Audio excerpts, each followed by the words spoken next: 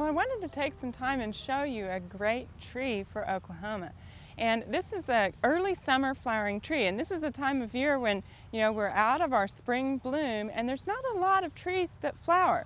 This is one that does, and we have some beautiful flowers going on here.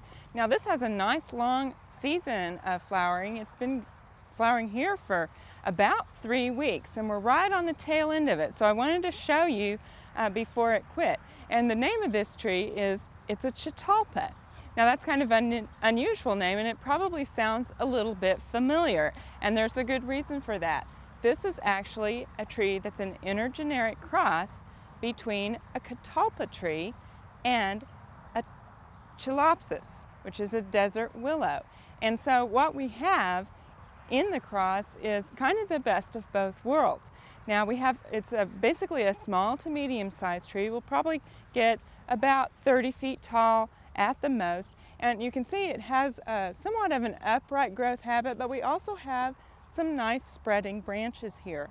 Now the flowers on the tree are mostly white. You can see there's just a little bit of a pale pink to them. When they first come out, they're a little lighter or brighter, and then they fade to white, but they're actually a very pretty flower, and the flowers are more pronounced than on the desert willow. Now I brought a branch of the desert willow. We've looked at this tree before, and it's a great tree for a dry location, and it will bloom pretty much on and off all summer, and you know that the flowers are darker pink. But what to look for here, the leaves on the desert willow are long and thin, much like a regular willow, kind of your willow for a dry area. Now if we look at the Chitalpa, you can see that again we have flower clusters here. We've got more flowers at one time.